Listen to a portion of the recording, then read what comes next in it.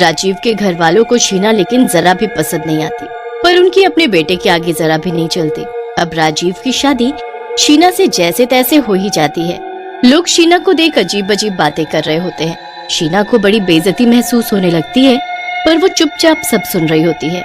जब शीना और राजीव की जयमाला हो रही होती है तो शीना तो बड़े आराम से राजीव के गले में जयमाला डाल देती है, पर जब राजीव शीना के गले में जयमाला डालता है तो उसका हाथ शीना के गले तक नहीं पहुंच पाता। और कर ले इतने बड़े खंबे से शादी, लोगों के बीच खुद का तो मजाक बना ही रहा है, हमारा भी बनवा रहा है। हाँ माँ, सच में जाने किससे शादी कर रहा है। शीना उनकी बातें सुन लेती है और राजीव के आगे सर झुका देती है। शादी हो जाती है और शीना अपने ससुराल आ जाती है।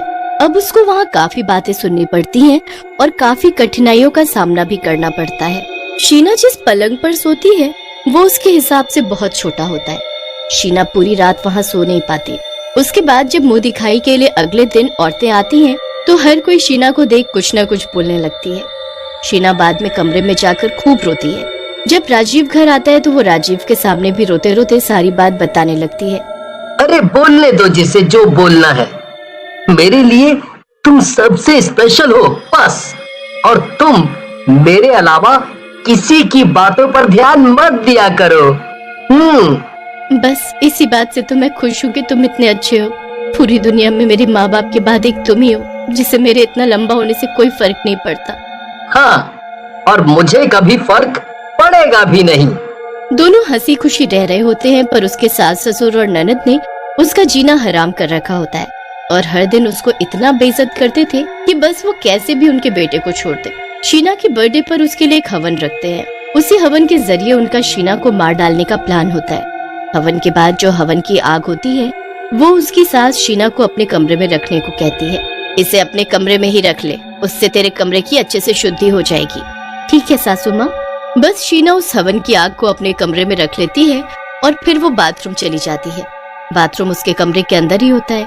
जब शीना बाथरूम में होती है तभी उसकी ननद आकर आग को पर्दे के पास खिसका देती है और जल्दी से कुंडी लगाकर भाग जाती है।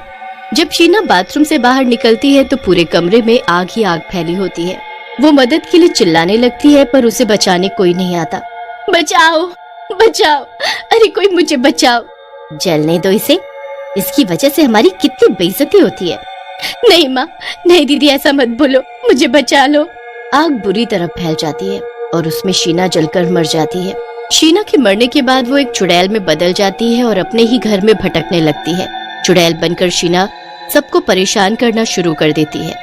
सबसे पहले वो अपनी सास के कमरे में जाती है। अब मैं किसी को नहीं छोड़ूंगी, बस मेरी लंबाई के कारण तुमने मुझे मार डाला, मेरी हमेशा बेइज्जती की मजाक बनाया। अब मैं बताती हूँ सबको, मेरा बड़ा मजाक उड़ाया करती थी ना, अब देख कैसे तेरा मजाक बनेगा। चुड़ैल अपनी सास के बालों में फेविकोल डाल देती है और फिर जोर जोर से हंसने लगती है। अब कल पता चलेगा तुझे कैसे सब तेरा मजाक बनाएंगे। बस फिर वैसा ही होता है। जब अगले दिन राजीव की माँ सोकर उठती है और नहाने जाती है तो उसके बाल बुरी तरह चिपक चुके होते हैं। हाय राम, ये मेरे बालों को क्या हो गया, अब मैं क्या करूँ। राजीव की माँ उनको शैम्पू से धोकर ठीक करने की खूब कोशिश करती है, पर वो ठीक होने का नाम ही नहीं लेते। आखिर में जाकर उसको अपने बाल कटवाने ही पड़ते हैं। अब राजीव की माँ बिल्कुल गंजी हो जाती है। वो अपना सर ढक कर रखने लगती है ताकि किसी को पता न चले कि वो गंजी है। फिर एक दिन जब वो सड़क पर अपनी पड़ोसियों के साथ खड़े होकर सब्जी ले रही थी तभी एक औरत बोलती है, अरे आजकल तुम हमेशा अपना सर ढक कर क्यों रखती हो। बस वो ऐसे ही। राजीव की माँ इतना बोलती ही है कि अचानक वहाँ हवा चल पड़ती है और उसके सर से पल्लू उड़ जाता है। राजीव की माँ का टकला सर देखकर सभी औरतें उसे आंखें फाड़ फाड़ कर देखने लगती हैं और फिर उस पर जोर जोर से हंसने लगती हैं। अच्छा, तो ये राज था सर ढकने का। वैसे तुम्हारे 2 दिन पहले तक तो अच्छे खासे बाल थे, तो फिर अचानक ये नया लुक किस लिए। चुप रहो तुम सब, मैं जा रही हूँ यहाँ से। राजीव की माँ वहाँ से चल देती है। बड़ा घमंड था इससे अपने बालों पर, देखो तो सारा का सारा घमंड कैसे चकनाचूर हो गया। राजीव की माँ उनकी बातें सुन लेती है और उसको बहुत ही बेइज्जती महसूस होती है। वो अपने कमरे में जाकर कमरा बंद कर लेती है और खूब रोती है। अरे क्या हुआ अगर मेरे बाल चले गए? इंसान की पहचान तो उसकी सीरत से होती है, ना कि उसकी सूरत से। अब खुद पर बीत रही है तो इसे समझ आ रहा है कि इंसान की पहचान किससे होती है, वरना मेरी बारी में तो इसे कोई पहचान नहीं थी। चुड़ैल तो बड़ी खुश होती है।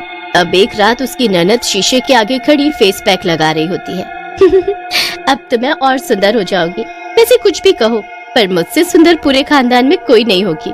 ये तो तेरी गलतफहमी है, हमेशा तुझे यही लगता है, तभी तो हर वक्त मेरा मजाक उड़ाती थी और मेरी बेइज्जती करती थी, यहाँ तक कि मुझे मरने को छोड़ दिया। आज मैं तुझे मुंह दिखाने लायक नहीं छोड़ूंगी। बस फिर चुड़ैल उस क्रीम पर कुछ जादू कर देती है, जिससे मानसी अपने मुंह पर लगाकर सो जाती है। सुबह उठकर मानसी जाकर अपना मुंह धोती है और फिर जैसे ही अपनी शक्ल शीशे में देखती है, जोर जोर से चिल्लाने लगती है, भूत भूत। अरे कहाँ है भूत? वो देखो। ये भूत नहीं तुम हो। ये तुमको क्या हो गया? तुम तो काली चुड़ैल लग रही हो। ये कैसे हो गया? तुम काली कैसे हो गई? मुझे नहीं पता ये कैसे हुआ। मैं तो जब मुंह धोने आई तो मैंने अपनी शक्ल देखी। अब मैं क्या करूंगी?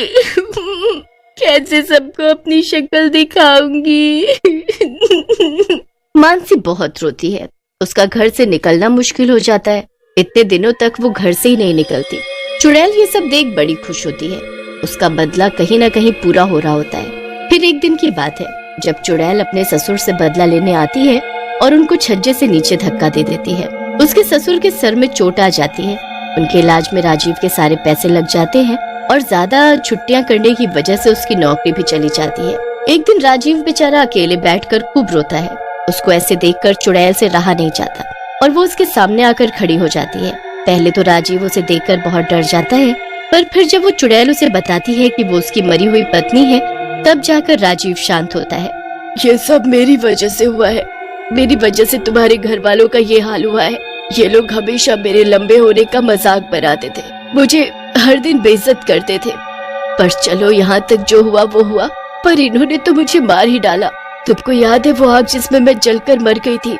वो आग तुम्हारे घर वालों का काम था। क्या सच में?